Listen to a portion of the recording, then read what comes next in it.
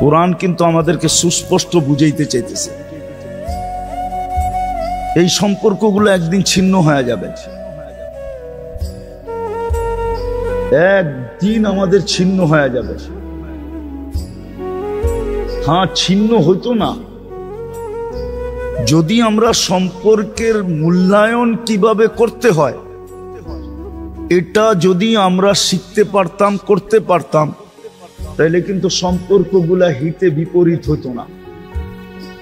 বাংলা একটা প্রবাদ বাক্য আছে, কখনো কখনো হিতে কি হয়, হিতে বিপরীত হয়। কেননা আমরা সম্পর্কগুলা কতটুক মূল্যায়ন করতে হবে এটাও আমরা শিখি নাই, মাত্রা আমরা শিখি নাই। কোনটাকে কতটুকু মূল্যায়ন করতে হবে এটা আমরা শিখি নাই, কোনটাকে কতটুকু দাম দিতে হবে এটাও আমরা শিখি নাই। সম্পর্কগুলা কোন পদ্ধতিতে গড়া উঠাইতে হবে এটাও আমরা শিখি নাই। যেমন উদাহরণস্বরূপ, সন্তান পয়দা হলে সর্বপ্রথম মা বাবার কাম হলো যে সুন্দর নাম নির্বাচন করা। কি নাম? কি সুন্দর অর্থবহুল নাম, আল্লাহওয়ালাদের নাম, সাহাবায়ে কেরামের নাম, তাবেঈদের নাম, যেই নামগুলার মানুষগুলা বড় বরকতময় ছিল ওইগুলা নির্বাচন করা প্রথম কাম ছিল তার। তারপরে দাপে দাপে এক একটা কাজ আসতো, ওগুলা করতে থাকতো, তাহলে দেখা যেত এই সম্পর্ক তার ছিন্ন হতো না। দুনিয়া তো খুব কাজে আসতো, আখেরাতেও কাজে আসতো। একটা কথা আপনারা মানবেন কি মানবেন না জানি না, আজকে মানুষ আপন জন দ্বারা যতটুকু ক্ষতিগ্রস্ত, অপরিচিত দ্বারা এতটুকু ক্ষতিগ্রস্ত না। আপনার কাছের লোক, সম্পর্কের লোক আপনাকে যতটুকু ব্ল্যাকমেল করতে পারবে, অপরিচিত মানুষ এতটুকু পারবে না। আপনার কাছের মানুষ আপনাকে যতটুকু আপনার সাথে প্রতারণা করতে পারবে, অন্য মানুষ কিন্তু এতটুকু পারবে না।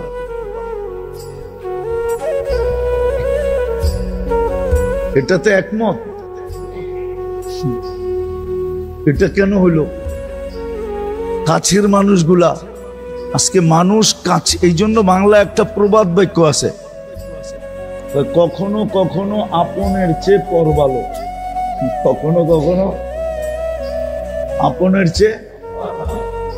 আগেও একটা আছে, যখন পর খারাপ হয়ে যায় তো জঙ্গল ভালো। তখন কি আপনের চেয়ে পরের চেয়ে জঙ্গল ভালো। তো যেই সম্পর্কগুলা সবচেয়ে বেশি মূল্যায়ন করা দরকার ছিল, আজকে আদৌ এই সম্পর্কগুলাকে মূল্যায়ন করা হয় না। জানি না, আমরা জানতেও চেষ্টা করি না, জানিও না, জানতে চেষ্টাও করি না। কেউ জানাইতে চাইলে ভ্রুক্ষেপও করি না, কর্ণপাতও করি না, এটা দিলেও গাথি না। কিন্তু যেই সম্পর্কগুলো আজকে আমরা সবচেয়ে বেশি দাম দেই, মূল্যায়ন করি, যেই সম্পর্কগুলোর জন্য আমরা সবচেয়ে বেশি লালায়িত, কসম খোদার কোরআন এটাই বুঝাইতে চাইতেছে যে অচিরে তোমাদের এই সম্পর্কগুলা সব ছিন্ন হয়ে যাবে। এই সম্পর্কগুলা কি হয়ে যাবে? সব ছিন্ন হয়ে যাবে। আজকে একটা শয়তান ধোকার চাল চালছে, আমি আপনাদেরকে দেখাইতেছি। ঠিক এই চারজন যেরকম ইসলামের খেদমত দিয়া, নিজেদের শ্রম মেধা সবকিছু দিয়া ইসলামের বিল্ডিংটাকে সারা দুনিয়ার সামনে দাঁড় করায় দিছেন, রাজপ্রাসাদটা দাঁড় করায় দিছেন। এই চারজনের সন্তানই দারুল উলুম দেওবন্দকে সারা দুনিয়ার ভিতরে দাঁড় করায় দিছে। এই চারজনের সন্তানই কি করছে? দারুল উলুম দেওবন্দের দাঁড় করায় দিছে। এখন দারুল উলুম দেওবন্দকে মানা মানি হইল ওই চারজনকে মানা। ওই কেননা দারুল উলুম দেওবন্দ দাঁড় করছে চারজনের সন্তানই এটার ভিতরে অংশীদার। আমি একজন একজন করে দেখাবো ইতিহাসের পাতার থেকে। কিন্তু শয়তান একটা চাল কি খাটছে, দারুল উলুম দেওবন্দ মানলে কয়জন মানা হবে? কয়জন? কেন এটারে দাঁড় করাইছে কয়জনে? চারজনের সন্তান। চারজন কে কে? আবু বকর, ওমর, উসমান, আলী। কিন্তু শয়তান একটা চাল খাটাইছে আয়েশা, যে শুধু একজনরে মানো, কেননা উনি আবু বকর সিদ্দিক রাদিয়াল্লাহু তাআলা আনহুর সন্তান। তাহলে একজনরে মানলে কয়জনকে মানা বাদ পড়লো? আর দেওবন্দকে মানলে কয়জনকে মানা হইলো? আমাদের বর্তমান তাবলীগের বিভক্তিতে শয়তান এই চালটা খাটাইছে। মনে হয় বুঝাইতে পারি না আপনাদের। শয়তান এই চালটা যে একজনরে মানো, তাইলে চারজনের কয়জনকে মানা হইল? কয়জনকে? একজনকে মানা হইল। আর দেওবন্দকে মানলে আল্লাহর রসুলের হুকুম কি? চারজনকে মানো। দেখেন কেমন সূক্ষ্মভাবে শয়তান ছিদ্রটা করছে, কেমন সূক্ষ্মভাবে শয়তান ছিদ্রটা। এটাই বলতেছিলাম, সঙ্গর কারণে। সঙ্গ যদি খারাপ হয় তো এরকমই ছিদ্র করে। এখন আমি দেখাই, রশিদ আহমদ গঙ্গোহী, কাসেম নানতবি, যিনি দেওবন্দের কাসেম, কারি তৈয়ব সাহেব রহমতুল্লাহ আলাইহির আব্বা, যিনি 65 বছর দেওবন্দের মুহতামিম ছিলেন, উনি হইলেন আবু বকর সিদ্দিক রাদিয়াল্লাহু তাআলা আনহুর সন্তান। উনি হলেন আবু বকর সিদ্দিক রাদিয়াল্লাহু তাআলা আনহুর সন্তান। উনি আবু বকর সিদ্দিক রাদিয়াল্লাহু তাআলা আনহুর সন্তান। আমি মানি ইলিয়াস রহমতুল্লাহ আলাইহি আবু বকর সিদ্দিক রাদিয়াল্লাহু তাআলা আনহুর সন্তান, এটাও মানি। এটাও কি মানি। কিন্তু দেওবন্দ মানলে কয়জন মানা হবে? আর শুধু একজনকে মানলে কয়জন মানা হবে? হুকুম কি? চারজনকে মানো। হুকুম কি? কিন্তু শয়তান কত সূক্ষ্মভাবে খেলাটা খেলছে, যার কারণে মনোযোগ হট্টগোল করলে হবে না। তো কাসেম নানতবি রহমতুল্লাহ আলাইহি, ইনি হইলেন দেওবন্দের প্রথম ফাউন্ডারের একজন। উনি হইলেন কি? আবু বকর সিদ্দিক রাদিয়াল্লাহু তাআলা আনহুর বংশধর। আমি একজন একজন করে নাম দিতেছি, 1 ডজন দেওয়া যাবে। উনি হইলেন দ্বিতীয়। আমাদের যে হাদিসের, দেওবন্দের যে হাদিসের মেইন সনদ যেখান থেকে শুরু, শাহ ওলিউল্লাহ মুহাদ্দিসে দেহলভির থেকে নিয়া দেওবন্দের ফতুয়া যিনি লেখছেন, আজিজুর রহমান ফতুয়া দেওবন্দ যিনি লেখছেন, উনি হইলেন উমর রাদিয়াল্লাহু তাআলা আনহুর সন্তান। উনি হইলেন উমর রাদিয়াল্লাহু তাআলা আনহুর কি পাইলেন দ্বিতীয় জন। প্রথম জনকে আবু বকর রাদিয়াল্লাহু তাআলা আনহু, দ্বিতীয় ওমর রাদিয়াল্লাহু তাআলা আনহু সন্তান। পাইলেন তো না পাইলেন না? হ্যাঁ পাইলেন। তৃতীয় আমরা যে শুনি শিব্বির আহমদ ওসমানী,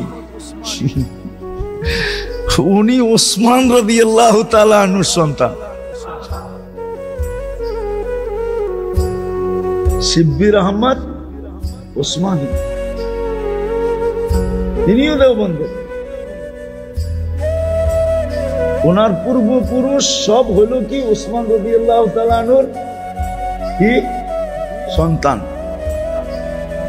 আর হোসাইন আহমদ মাদানী উনি হইলেন আলী রাদিয়াল্লাহু তাআলা আনহুর সন্তান।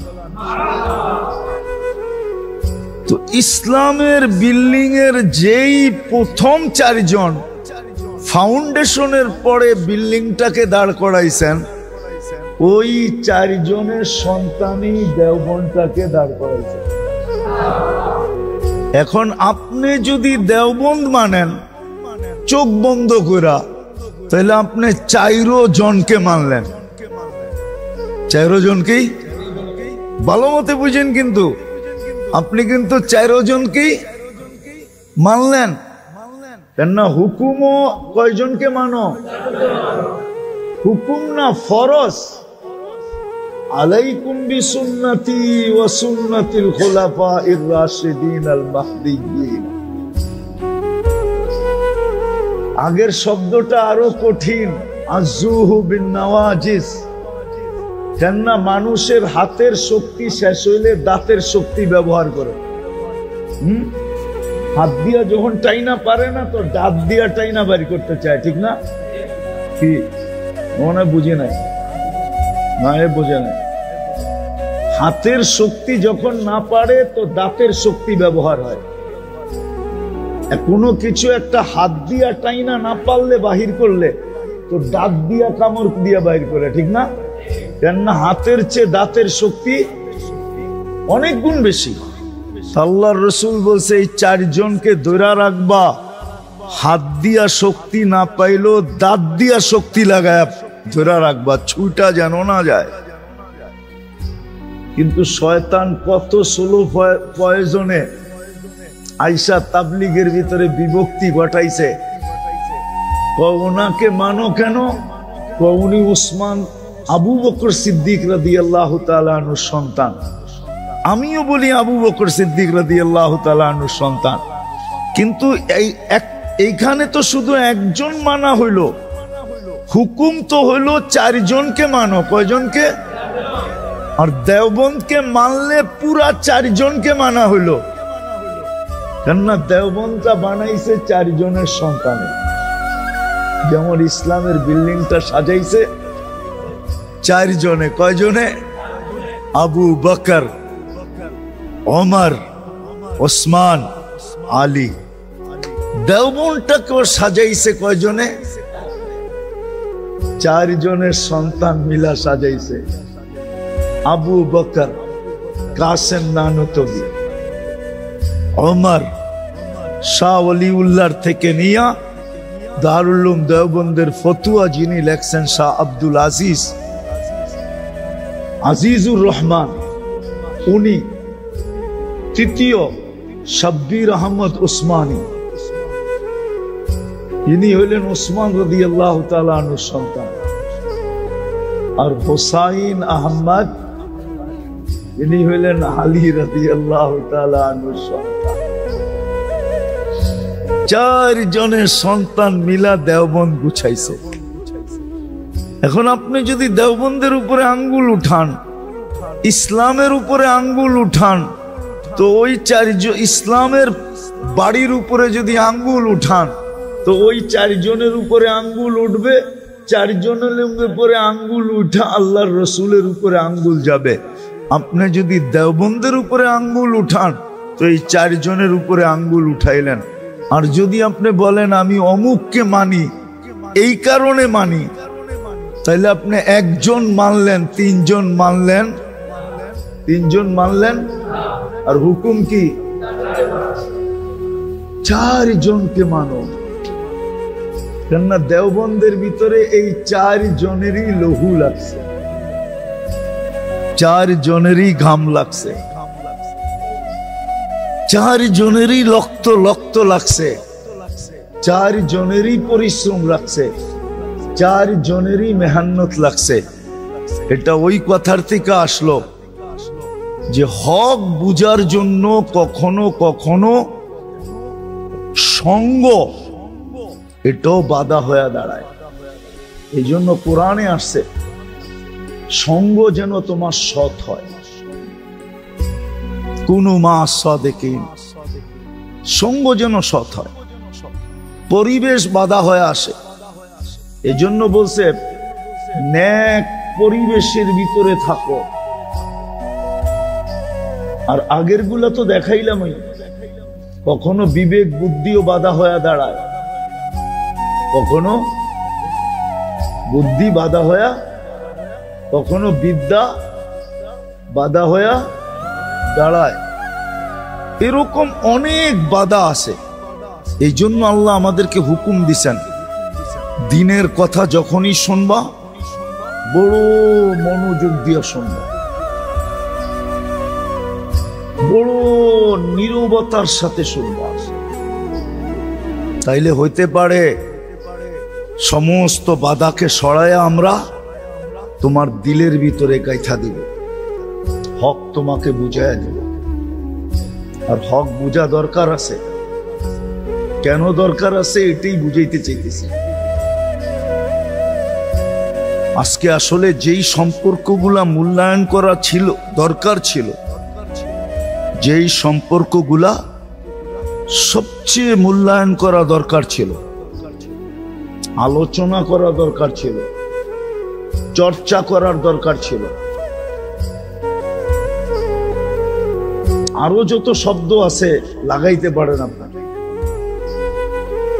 যে রমজান মৌসুম হইল 3 জিনিসের। কয় জিনিসের? ইবাদতের মৌসুম, কোরআনের মৌসুম, কোরআনের মৌসুম, ইবাদতের মৌসুম, তাকওয়া অর্জনের মৌসুম।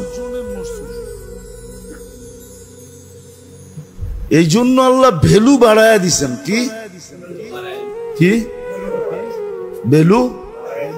মানুষে বাড়াইলে আর কতটুক বাড়ায়? হ্যাঁ, বাড়াইলে আর কতটুক বাড়ায়? ঠিক না? আল্লাহ তো 70 গুণ বাড়ায়া দিল। 1 ফরজ 70 ফরজ ভ্যালু বাড়ায়া দিল। আপনারটার দাম দিয়ে কিনলে কতটুক দাম দিয়ে কিনবে বলেন? আল্লাহ তো আপনারটা 70 গুণ ভ্যালু দিয়ে কিনতেছে, দাম দিয়ে কিনতেছে।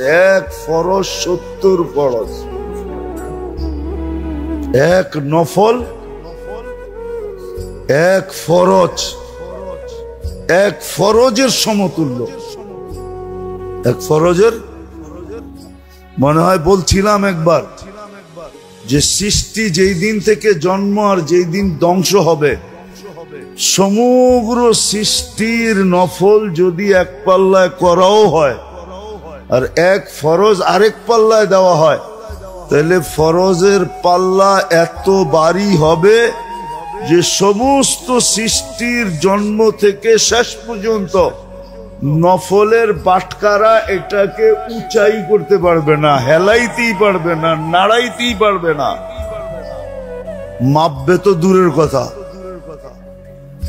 যেমন একটা কথা বলা যায়, যেমন একটা উদাহরণ দেওয়া যায়, যে সারা বাংলাদেশের যদি সুপারি গাছ 1 করেন তো একটা নারকেল গাছ হবে নাকি? না, হবে না। হ্যাঁ, না না, হবে না। নফল ফরজের সমান। তো মৌসুম ছিল এটা 3 জিনিসের। ইবাদতের মৌসুম, এই জন্য ইবাদতের ভ্যালু আল্লাহ বাড়ায়া দিয়েছেন। কি করছেন? ভ্যালু ভ্যালু এক রাত্র 83 বছর, এক মাস 70 মাস, এর চেয়ে বড় মৌসুম কি পাবেন? আপনি বলবেন আমি কিচ্ছু জানি না, আপনার কিছু জানতে তো হবে না। এই উম্মতের জন্য তো শুধু ইয়ারি, কি ইয়ারি। আমরা অতীতে দেখছি, আমি তো কিচ্ছু পারি না। বেটা তুই খালি পরীক্ষার হলে যাবি, আমি খালি সিসি ক্যামেরায় দেখমু আর আঙ্গুল দিয়া দেখামু ওই যে হলে ঢুকছে, তুই ক্যাডার হইয়া বাইরে আয়া পড়বি। মনে হয় বোঝেন নাই, না বোঝেন নাই, না বোঝেন নাই, বোঝেন বোঝেন নাই, ঠিক না? হ্যাঁ, এটা দুই কারণে হয়েছে। হয়তো হয়তো এইটাই করছে, বান্ডেলে করছে, আর না হইলে কি আপন জন, ঠিক না? হ্যাঁ, কি আপন আপন আপন জন, আপন লোক, ঠিক না? দুনিয়ারে কি দেখাইছে? এই যে দেখেন না, পরীক্ষার হলে ঢুকছে, 3 ঘন্টা না বইয়া আসিল, খাতা তো দেখায় নাই, 3 ঘন্টা কলম লইয়া লেখছে, ঠিক না? ও পাস না করলে কে করবো, ঠিক না? এরম পাস হইছে না হয় নাই? হ্যাঁ, এটা দুই কারণে, ঠিক না? আরটা কি? আল্লাহ তো বান্ডেল নেয় না, আল্লাহর রহনে তো বান্ডেল চলে না, ঠিক না? তাহলে আল্লাহর রহনে রইলটা কি? আপন জন, মোহাব্বত, ঠিক না? কি কি মোহাব্বত। এই জন্যই তো বলছে এই উম্মতকে ইমাম তো এই জন্যই দিছে, নাইলে তো আমাকে কান্দে বার দেওয়ার দরকার ছিল না। আপনারা ভাবছেন আমরা ইমামতি করে খুব কামাই, গাড়ি গুড়ি হাঁকাই ইমামতি দিয়া? হ্যাঁ,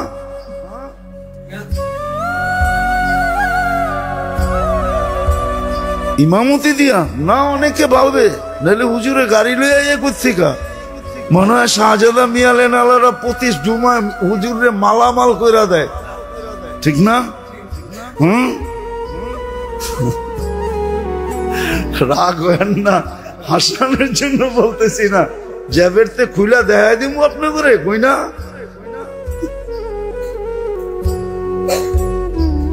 তো আল্লাহর এক মহব্বত আছে এই উম্মতের সাথে। এই জন্যই তো এই উম্মতের জন্য ইমাম লাগাইছে, নাহলে কোন উম্মতের জন্য তো ইমাম ছিল না, কোন উম্মতের জন্য ইমাম ছিল না। কোন উম্মতের নামাজ ইমামে পড়াইতো না। তোমারটা তুমি কোয়ালিটি 5 পড়া দেখাও, এই শর্ত ছিল। কিন্তু এই উম্মতের লগে মোহাব্বত বেশি, কয় ইমাম পড়লে তোমার পড়া হয়ে যাব। কিরাআতুল ইমামি কিরাআতুন লাহু, ইমাম পড়বো তোমারটাও হয়ে যাবে, তোমারটাও দরকার ছিল যেইখানে, ওইখানে দরকার বোঝা যায় না, যেইখানে দরকার নাই ওইখানে বোঝা গেছে। আবার মনে করেন না নিজের পক্ষে বলতেছি সাফাই গাওয়ার জন্য, না, আমার পক্ষে না। হ্যাঁ, জাতি ভাইদের পক্ষে বলতে পারি, আমার পক্ষে না, আমার জন্য না। উচিত ছিল মুসলমানদের, মুসল্লিদের উচিত ছিল যে নামাজ পড়ায়, মসজিদ সামলায়, সারা দিন ওদের খোঁজ খবর নেওয়া উচিত ছিল। ওর বাড়ির বাজার ভাগ করে নেওয়া উচিত ছিল। কিন্তু এটা মুসলমানের ভিতরে নাই, এটা গেছে খ্রিস্টানের ভিতরে। খ্রিস্টান চিনেন? খ্রিস্টান কমিউনিটির পাদ্রির কোনো বেতন হয় না। পাদ্রির যত প্রয়োজন সব প্রয়োজন কমিউনিটি মিটাইতে হবে, এটা হলো ওদের রুলস। পাদ্রির কোনো নির্ধারিত বেতন নাই। ওর যত প্রয়োজন হবে ওর ফ্যামিলির এন্টার খ্রিস্টান কমিউনিটিকে দিতে হবে। যদি খ্রিস্টান থাকতে চায়, যদি কমিউনিটির ভিতরে থাকতে চায়, তাহলে সব বহন করতে হবে। এই জন্য ভ্যাটিকান সিটির মালিককে পোপ, যত আয় হয় এন্টার পয়সা ওর। এটা ছিল মুসলমানের এখানে হওয়া উচিত। কেননা আপনি না পড়লেও তো ইমামের পড়া দিয়ে আপনার হয়ে যায় না, যায় না, যায় না, যায় না, বরং কমপ্লিট হবে, কোনো ত্রুটি হবে না। তো যেই ব্যক্তি আপনারটা বহন করতেছে পুরা, আপনি তো আজ পর্যন্ত ইমামরে জিজ্ঞাসা করেই দেখেন নাই যে হুজুর আপনি চলেন কেমনে?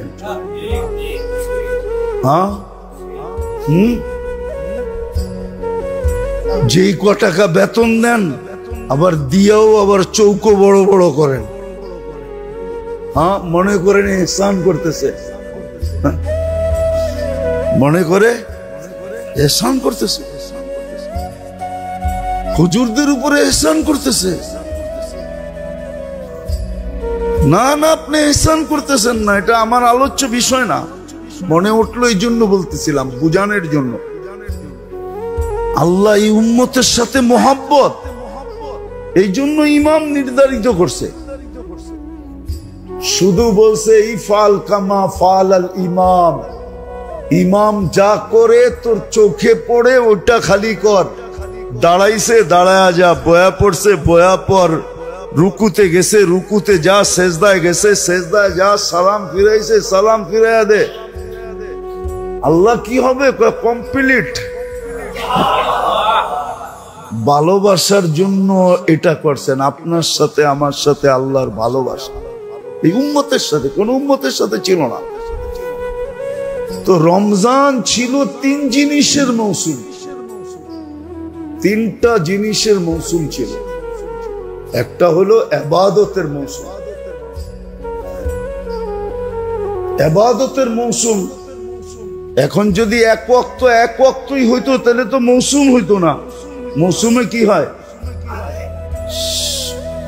সারা মাসে যেটা কামায় ওটা একদিনে কামায়, তাইলে না মৌসুম, ঠিক না? তাইলে না? সারা বৎসরে যেটা কামায় ওটা মাসে কামায়, ঠিক না? আল্লাহ বলে এত ভ্যালু বাড়ায়া দিলাম যে সারা বৎসর কেন, সারা জিন্দেগির কামাই এক রমজানে দিয়া দিল। এক রাত্রই তো 83 বৎসর, এক মাস 70 মাস, দুটা যোগ করলে হয় 89 বৎসর 2 মাস। আর হুজুর গো কায়দায় যদি চলে যান তো হিসাব মিলাইতে পারবেন না। আপনার কাছে এত হিসাব, আপনার কাছে এত সংখ্যা নাই, আপনার কাছে আমার কাছে এত সংখ্যা নাই। ওটা নাই দেখাইলাম, সোজাটা দেখাইলাম।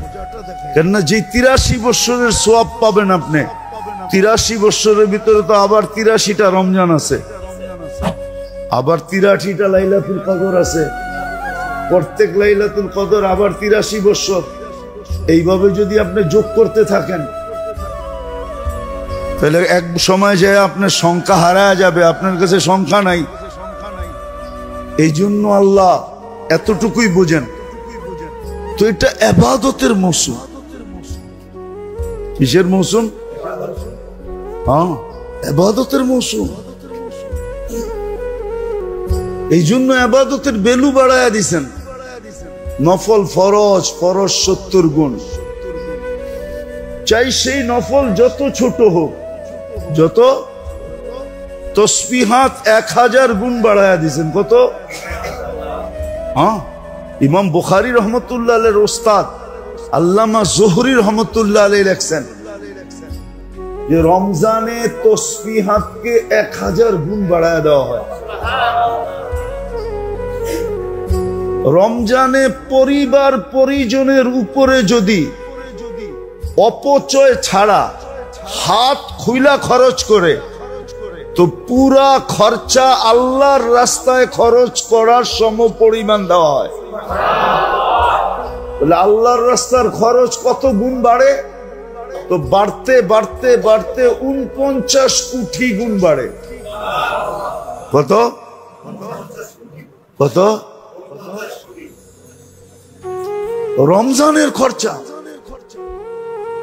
আহলে ইয়ালের উপরে, পরিবার পরিজনের উপরে যদি মন খোলা করে, কি মন খোলা যদি করে, অপচয় না করে, অপচয় অপচয় আছে না, অপচয় ছাড়া যদি মন খুলে পরিবার পরিজনের জন্য সদকা খরচ করলো, আন-নাফাকাতু আলা ইয়ালিহি, পরিবার পরিজনের উপরে খরচ করা আল্লাহর রাস্তায় খরচ করার সমপরিমাণ। তাসবিহাত 1000 গুণ, লা ইলাহা একবার পড়বেন 1000 লেখা হবে, 70 বার পড়বেন 70,000 লেখা হবে। আবার বলেও দিছেন 2টা বেশি করো, কলেমা খুব বেশি পড়ো, যাতে ভাগ করতে গেলে ফেরেশতা পর্যন্ত হারমেই না যায়, ফেরেশতা পর্যন্ত। আচ্ছা ডেলি যদি 1000 পড়লেন, 1000 রে 1000 দিয়ে গুণ দেন তো কত হয়? কত? দূর মিয়া, ম্যাথমেটিক্স এরকম কাঁচা নাকি? কত? 10 লক্ষ এটা মানা যায়, 1 লক্ষ মানা যায় নাকি মিয়া? 1000 লিখতে কয় শূন্য লাগে? 3 3 6, 6 তো এ নিয়ে গেছে গা। ঠিক না?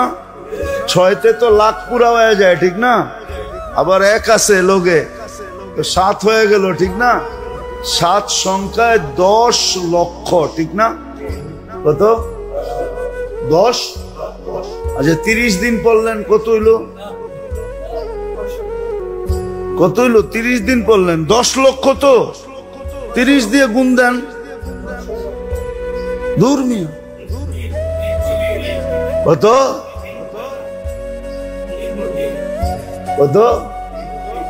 3 কোটি, ঠিক মতো তো?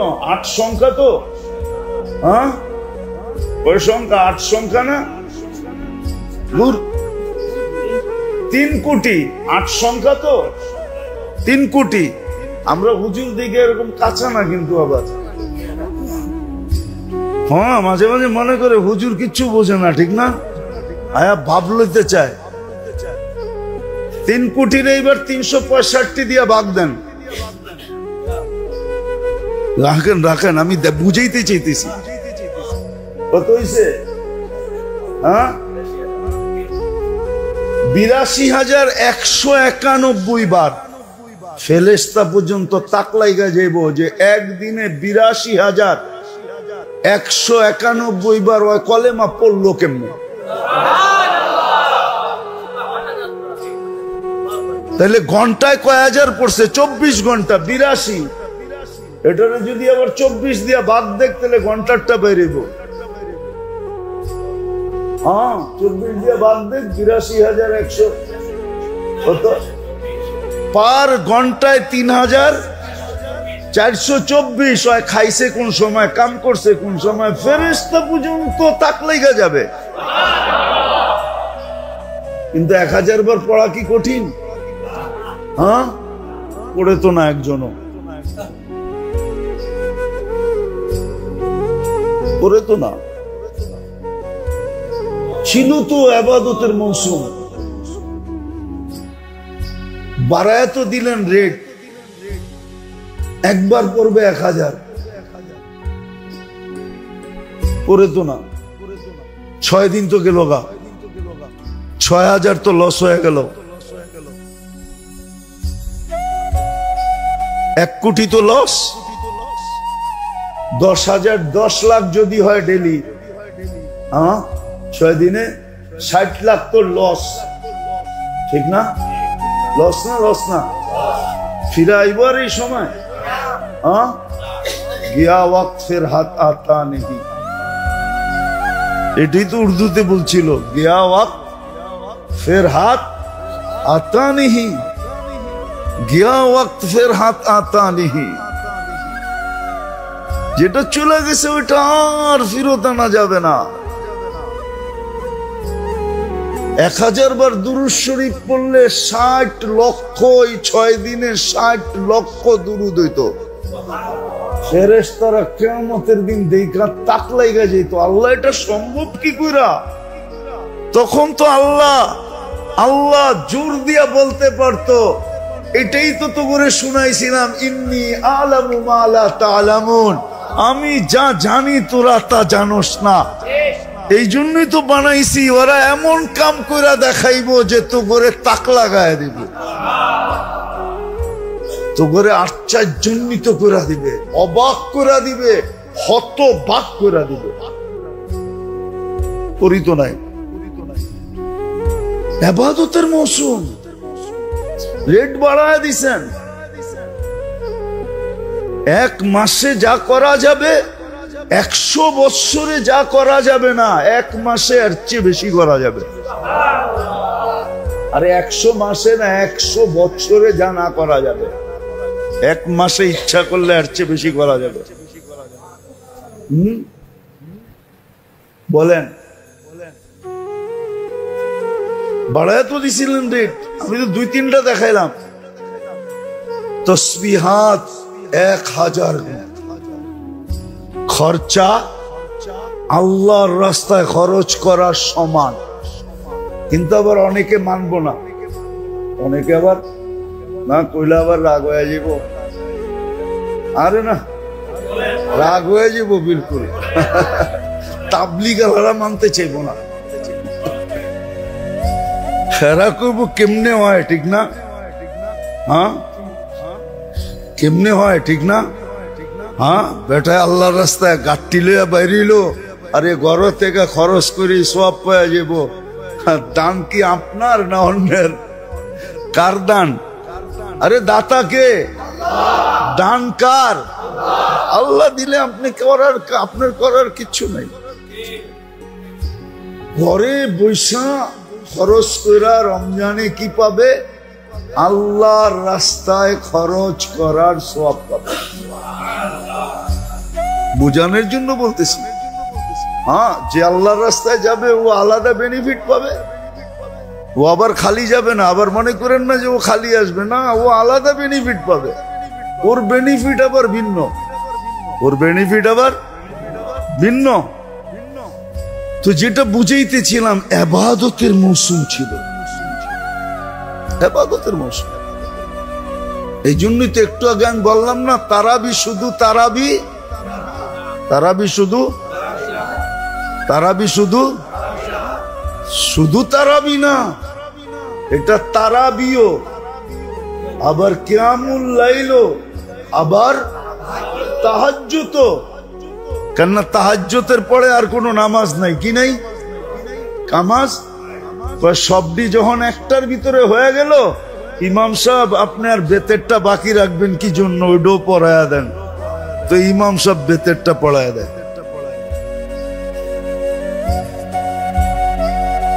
আল্লাহ যদিও মানুষকে বাধ্য করেন নাই, ইচ্ছা করলে বাধ্য করতে পারতেন। সমগ্র সৃষ্টি আল্লাহর হুকুমের বাধ্য। এরকম একটা সৃষ্টি নাই যে আল্লাহর হুকুমের বাধ্য না। শুধু আল্লাহ জিন আর ইনসানকে বাধ্য করেন নাই, জিন্নাতকেও বাধ্য করেন নাই, ইনসানকেও বাধ্য করেন নাই। বাট এই ছোট বড় সমগ্র সৃষ্টিকে আল্লাহ বাধ্য করছেন। মানুষকেও ইচ্ছা করলে আল্লাহ বাধ্য করতে পারতেন।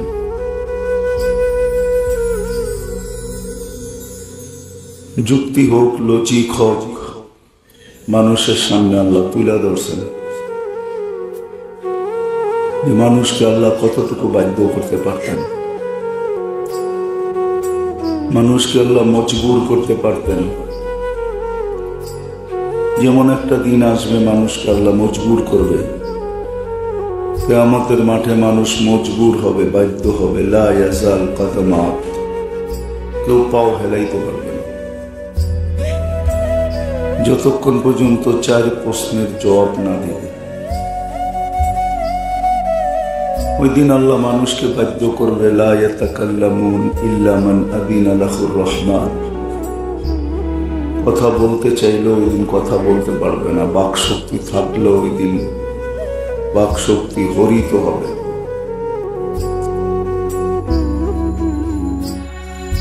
ও বলবে যে যাকে আল্লাহ অনুমতি দিবে, ওয়াকালা সাওয়াবা, এবং সে সত্য বলতে বাধ্য হবে। আজকে যদিও মানুষ 9-6 করে, কিন্তু ওই দিন 9-6 করার কোনো সুযোগ হবে না। জন্য হাদিসও আছে, আল্লাহ নিজেই বলবে কুলতু ফাসামিতু, দুনিয়াতে তোমরা বলছো আমি শুনছি, কোনো প্রতি উত্তর করি না, আজকে আমি বলবো তোমরা শুনবে। বিধায় আজকেও মানুষকে বাধ্য করতে পারতেন, কিন্তু আচ্ছা মানুষকে আসলে বাধ্য করেন না, মানুষকে সাধ্য অনুযায়ী আল্লাহ বুঝান। আল্লাহ আমাদেরকে বুঝাইছেন, মানুষকে ইচ্ছাধীন করছেন, মানুষের ইচ্ছা আছে, যেটাকে বলা যায় যে মানুষের ইচ্ছার স্বাধীনতা আছে। সে ভালো ইচ্ছাও করতে পারে, খারাপ ইচ্ছাও করতে পারে, আবার ইচ্ছার প্রতিফলনও ঘটাইতে পারে। খারাপের ইচ্ছা করলো কইরা ফেললো, ভালোর ইচ্ছা করলো কইরা ফেললো, সে প্রতিফলনও ঘটাইতে পারে। কিন্তু আবার ওই কথাই আল্লাহ কিন্তু বাধ্য করেন নাই। এই জন্য মানুষকে আল্লাহ বুঝাইতে চান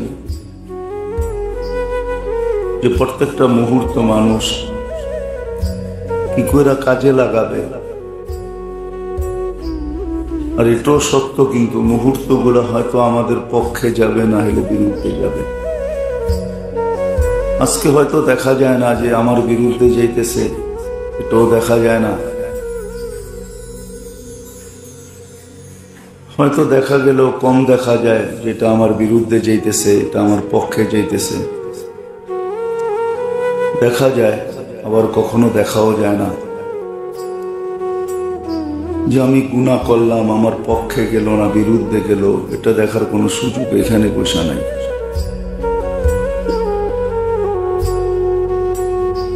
টেকনোলজি যতটুকু মানুষের কাছে আছে, এটা ভৌগোলিকভাবে আছে, এই ছোট্ট দুনিয়াটা নিয়ে আছে, তার বাহিরে মানুষের কোনো টেকনোলজি নেই। চেষ্টা যদিও মানুষ করতেছে টেকনোলজির পরিধি প্রসার করার জন্য, কিন্তু হাজারো চেষ্টা করার পরে আজকে কতটুকু সাকসেস হচ্ছে এটা মানুষের সামনেই। সবগুলো যে মানুষ সাকসেস হবে এরকম কোনো ওয়াদা আল্লাহর পক্ষ থেকে নাই। এই জন্য আল্লাহ সর্বদা চেষ্টা করেন বুঝান যে মানুষের মুহূর্তগুলা যে মানুষের পক্ষে যায়। আর এটারও একটা কারণ আছে,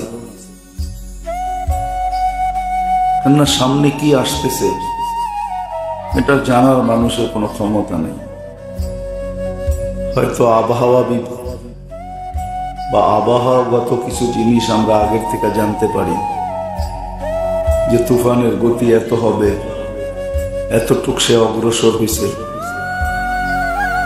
কিন্তু এটাও যখন অস্তিত্বে আসে, নিম্নচাপ আসে, এটার অস্তিত্ব ঘটে, তখন মানুষ বলতে পারে। কিন্তু 1 মাস পরে কি ঘটবে এটাও আবহাওয়াবিদ বলতে পারে না। মানুষের বলার ক্ষমতা নেই।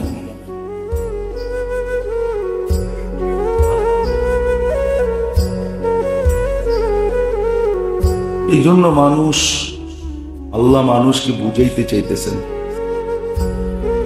না একটা পরিস্থিতি সবার সামনে আসতেছে। আখিরাতের প্রত্যেকটা জিনিস কিন্তু উন্মোচিত। আমাদের সামনে প্রস্ফুটিত, আল্লাহ সব কিছু খুলে দিয়েছেন। এরকম একটা বিষয় নাই যেটা আল্লাহ আমাদের সামনে খুলে ধরেন নাই। খুলে ধরার কারণে আল্লাহ চেষ্টা করতেছেন, বুঝাইতে চাইতেছেন যে প্রত্যেকটা মুহূর্ত যেন মানুষের পক্ষে যায়, বিরুদ্ধে না যায়। এটাই সত্য মেরে আজিজ। যদি ও না বুঝি, দুনিয়ার ক্ষতি কিন্তু পোষায় নেওয়া যায়, কিন্তু আখিরাতের ক্ষতি কোনোদিন পোষায় নেওয়া যাবে না। দুনিয়ার লসকে পোষায় লাভে রূপান্তরিত করা যায়, কিন্তু আখিরাতের লস কোনোদিন পোষানো যাবে না। এই জন্য আল্লাহ তার রসুলের মাধ্যমে আমাদেরকে বুঝাইতে চেষ্টা করতেছেন জীবনের মুহূর্তগুলা যেন প্রত্যেকটা মুহূর্ত আমার পক্ষে যায়, বিরুদ্ধে না যায়। না বিরুদ্ধে গেলে কি ঘটবে এটাও বলে দিছেন, কতটুক সইতে পারবো এটাও বলে দিছেন। এই জন্য আল্লাহ নিজেই বলতেছে, ইন্নাকা লা তুতিকু ইকাবি, তুমি আমার শাস্তি সইতে পারবে না।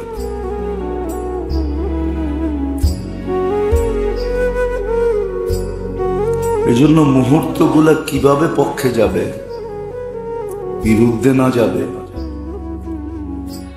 এই জন্য আল্লাহ রাসূলুল্লাহ সাল্লাল্লাহু আলাইহি ওয়াসাল্লামের মাধ্যমে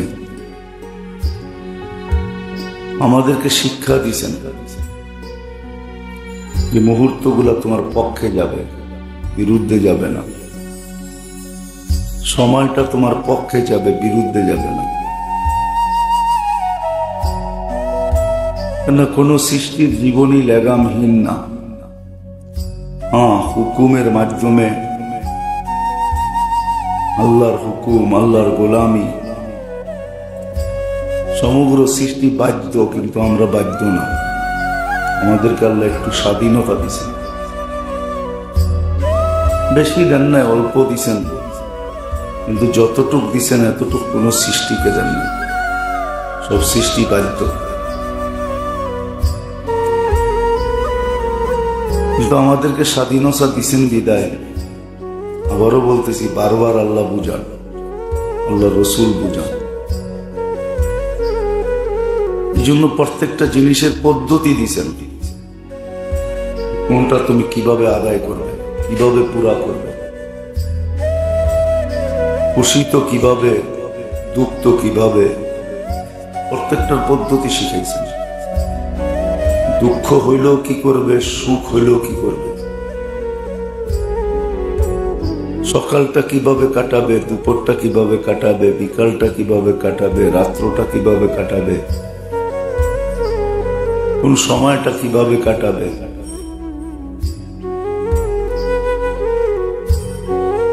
যদিও মানুষ বলবে যে আমি তো হাটে থাকি, বাজারে থাকি, রোডে থাকি, ঘাটে থাকি, অফিসে থাকি, আদালতে থাকি, খেতে থাকি, খামারে থাকি, মেলে থাকি, ফ্যাক্টরিতে থাকি, বাড়িতে থাকি, ঘরে থাকি, প্রত্যেককে আল্লাহ রসুল বুঝাইছেন, আল্লাহ বুঝাইছেন।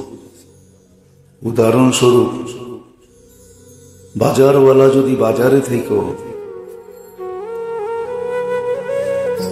সততার সাথে কাজ করে,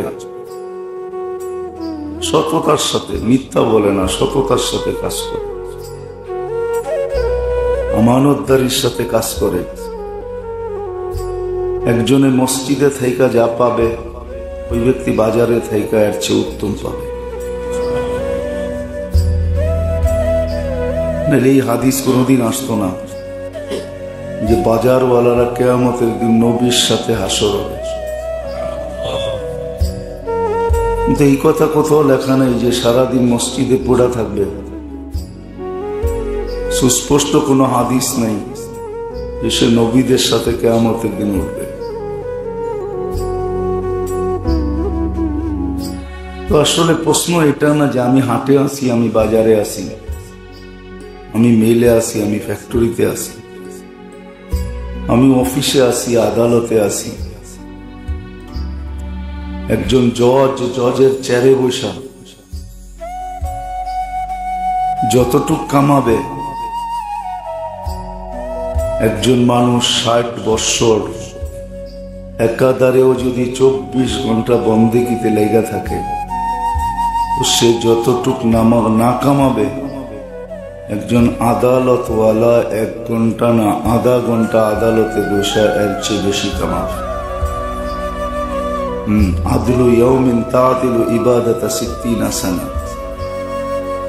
এক দিনের ইনসাফ 60 বৎসর বন্দেগীর চেয়ে উত্তম। নফল না, সমূলে জিন্দেগির চেয়ে উত্তম। তাহলে এই প্রশ্ন আর রইল না যে আমি তো হাটে থাকি, বাজারে থাকি, রোডে থাকি, ঘাটে থাকি, আমি কোথায় থাকি এটা বিষয় না। বিষয় হলো আমি কোন অবস্থায় থাকি, এটা হলো বিষয়। আমার অবস্থানটা কি, এটাই আল্লাহ রসুল বুঝাইছেন না। মুহূর্তগুলো আমার পক্ষে যেতে হবে, সময়টা আমার পক্ষে যেতে হবে। যদিও আমরা বুঝি না, কেননা কোরআন পড়া তো দূরের কথা, ছোঁয়ারই সময় হয় না আমাদের কাছে। এরকম লোক এইখানেই এখনো আহত হইতে পারে, আছে। সারা বছরে একবার কোরআনটাকে ছুঁয়া দেখে না, একবার মহব্বত করে একটা চুমা দিয়া দেখে না, মহব্বত করে একবার বুকে নিয়ে দেখে না। অথচ তার দিলেও জান্নাত পাওয়ার আশা আছে। সে বুকে জান্নাত পাওয়ার আশা ধারণ করে, কিন্তু একটু ভাবি আমি জান্নাত পাওয়ার আশা ধারণ করি তো করি কিভাবে? আমি তো আল্লাহর কালামটাকে বছরে একবারও একটা চুমা দিয়ে দেখলাম না। জান্নাতের মালিক তো আল্লাহ, অধিকার তো আল্লাহর, পুরো সত্তায়িত তো আল্লাহর। যাকে খুশি তাকে দিবেন। আর ওয়াদাও তো ছিল যে কোরআনকে ভালোবাসলে তোমাকে আমি মূল্যায়ন করব। আমরা তো বছরে একবার ছুঁয়েও দেখি না। ওই যে কোরআনগুলা রাখা আছে উপরে বা ঘরের তাকে, ওটা মনে হয় বৈশা বৈশা চিৎকার দিতেছে যে বছর পার হয়ে গেল, একবার আমাকে তোমরা ছুঁয়েও দেখলা না, তো রাখলা কেন?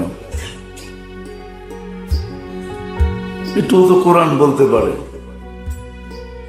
হাদিসে তো এটাও আছে যে সুপারিশকারী কোরআন হবে আর আল্লাহ তার সুপারিশকে গ্রহণ করবেন। কোরআন মানুষের পক্ষ হয়ে ঝগড়া করবে, আবার আল্লাহ শুনেই দিতেছেন যে কোরআন জিতবে, কোরআন জিতা যাবে। শুধু জিতবে না, যার পক্ষে হয়ে ঝগড়া করবে তাকে জিতায় দিবে। আমরা তো সারা বছরে একদিনের জন্য কোরআনটা ছুঁয়া দেখি। যেটা বুঝাইতেছিলাম আমি, যে আমাদের মুহূর্ত গুলাকে পক্ষে নিতে হবে। এই জন্য মানুষ যেখানেই থাকুক, যে অবস্থায় থাকুক, পজিশন তার যেমনই হোক, যদিও আমাদের বিবেক বুদ্ধি বিদ্যা আমাদেরকে কিছু বুঝায়, আমাদের বিবেক বুঝায় আমাদেরকে, আমাদের বুদ্ধি বুঝায় আমাদেরকে, আমাদের বিদ্যা বুঝায় আমাদেরকে, অনেক কিছু বোঝায়।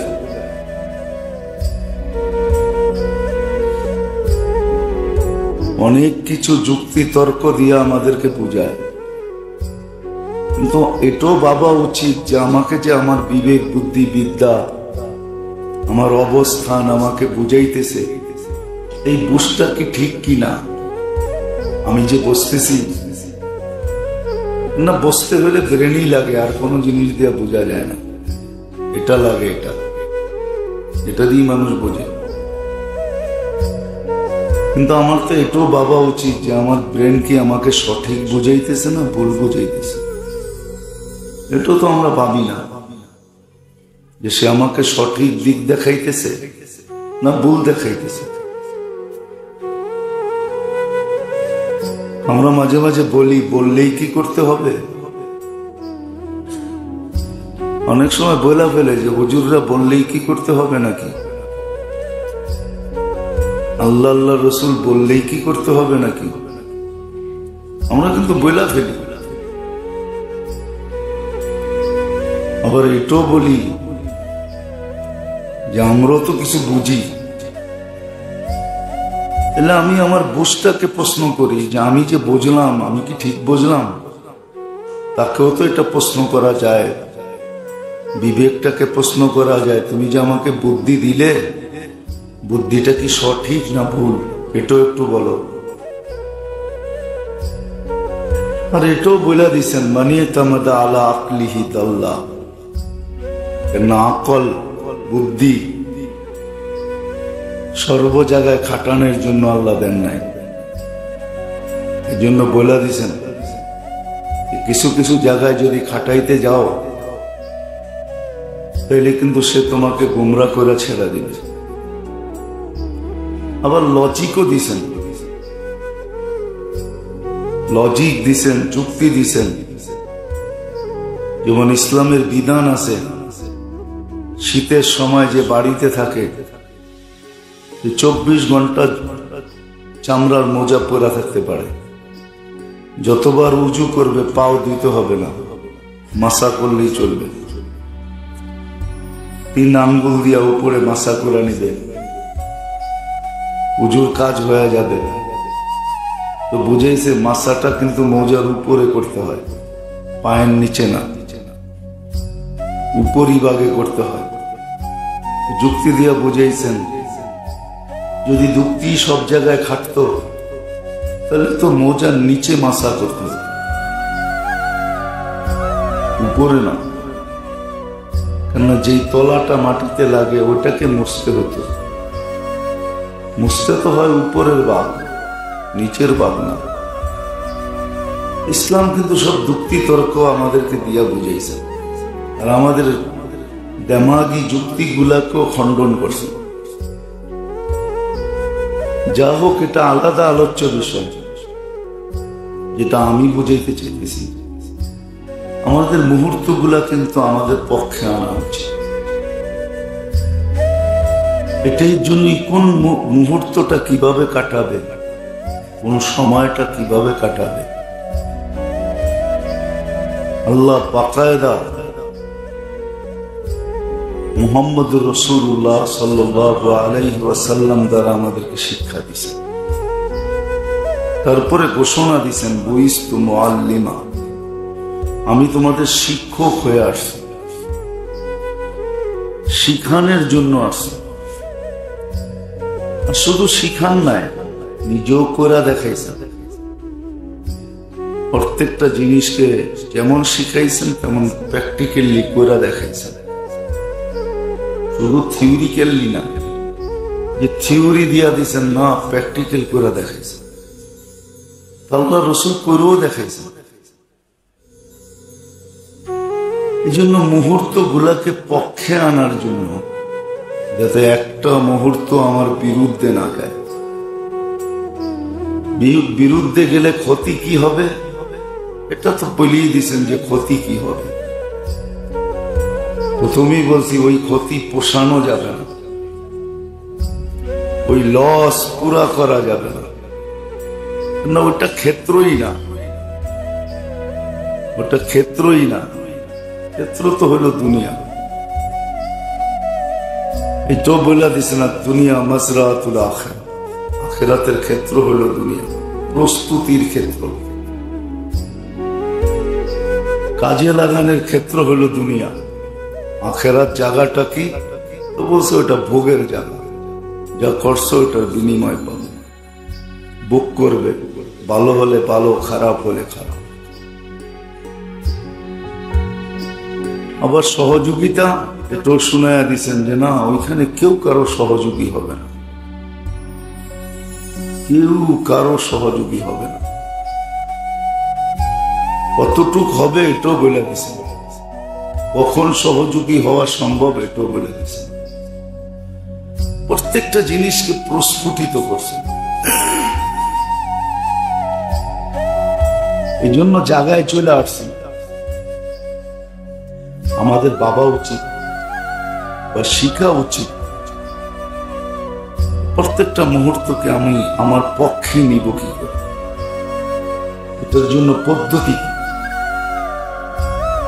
এই একটা প্রশ্ন মাথায় আসতে পারে, মনে হয় এগুলা করতে গেলে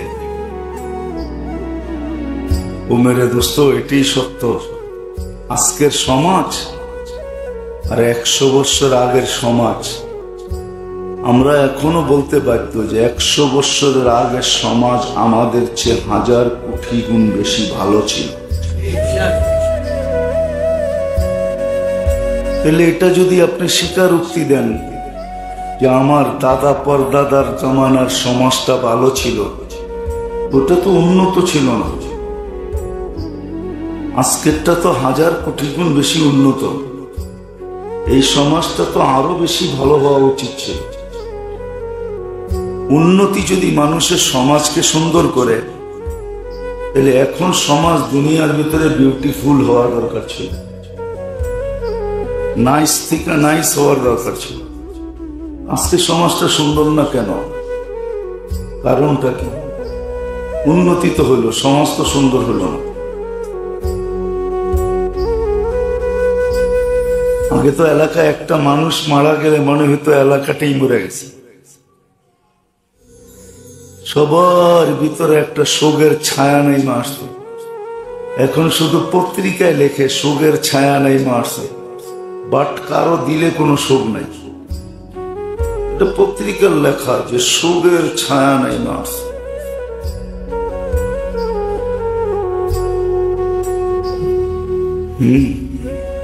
যেমন কে হ্যাপি লেখা, কে লেখা আছে হ্যাপি বার্থডে। হ্যাপি অর্থ কি? সুখ, ঠিক না? যেই ঘরে কেক কাটতেছে ওই ঘরেও সুখ নাই, ঠিক না? না আছে যেরকম কেকে লেখা এরকম পেপারে লেখা শোকের ছায়া নাই মারছে, কিন্তু শোক কারো ঘরে নাই, কেউ শোক দেখায় না। বরং সবাই এটাই বলে যার মরার দরকার ছিল সে মরে গেছে, আমাদের এত ভাইবা লাভটা। যদিও এটা আরেকভাবে বলা যায়, উর্দুতে আরেকভাবে আছে, ওটা বলতে গেলে হয়তো আমরা সইতেও পারবো না। সবাই এরকমই বলে, উর্দুতে শব্দটা একটু খারাপ, হিন্দিতে মর গিয়া মরদুদ, না পড়ো সালাম না পড়ো দুরুদ। যে মরার মরে গেছে, আমরা আফসোস করে কি হবে, এটাই মনে বলে। যেটা বুঝাইতেছিলাম যে মুহূর্ত গুলাকে আমার পক্ষে আনতে হবে, এটার জন্য শিক্ষা লাগবে। শিক্ষা কিন্তু আল্লাহ মানুষকেই দিছেন, আর কাউকে দেন না। এই জন্য ফেরেশতারা বলে দিছে আল্লাহকে, লা ইলমা লানা, আমাদের শিক্ষা দীক্ষা নাই, ইল্লা মা আল্লামতা, লা ইলমা লানা ইল্লা মা আল্লামতানা। আমাদের অতটুকুই আছে যতটুকু আপনি মেমোরিতে ভরে দিয়েছেন, বাস। ওটা আমাদের না, তা আপনি মেমোরিতে সেট করছেন, এতটুকুই আছে, এর বেশি নেই। মেমোরিতে যতটুকু অতটুকুই আছে, এর বেশি নেই। বহুত মোবাইল আছে, মেমোরি কার্ড নাই, ভরা যায় না, কিন্তু হ্যাঁ ওর ভিতরে মেমোরি একটা আছে, নইলে আপনি নাম্বার সেভ করেন কি করে, ঠিক না? কিন্তু অতিরিক্ত মেমোরি ভরতে পারবেন না, ওটার ভিতরে সিস্টেমই নেই, আছে না? বটন সেট আছে না, মেমোরি কার্ড বাড়া যায় না, কিন্তু আপনি নাম্বার সেভ করেন কি করে? ওর ভিতরে মেমোরি একটা দেওয়া আছে, লেখাও আছে, এতটা নাম্বার সেভ করতে পারবেন, এর বেশি আর পারবেন না। ফেরেশতাদেরকে আল্লাহ অতটুকুই দিয়েছেন, মেমোরি যতটুকু আছে অতটুকু। কিন্তু আল্লাহ আমাদেরকে শিক্ষা দিয়েছেন, আমাদের ভিতরে মেমোরি আছে, আনলিমিটেড মেমোরি আছে। হ্যাঁ সত্য, আনলিমিটেড মেমোরি যদি না থাকতো একটা ছেলে হাফেজ হয় কি করে? আপনি কি কোনোদিন ভাবছেন? 6666 আয়াত মুখস্থ করতেছে।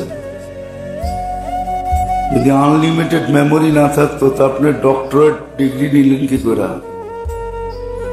ডক্টরেট ডিগ্রি কি আদর্শ লিপি পড়া হয়? হ্যাঁ, কি কোন স্যার আপনি ডক্টরেট নিলেন কি করে?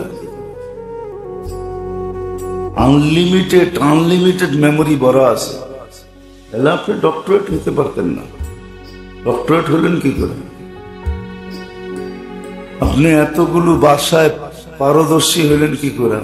ডাক্তার শহীদুল্লাহ এতগুলা ভাষায় পারদর্শী হলো কি করে? বোঝা গেল আনলিমিটেড মেমোরি ভরা আছে।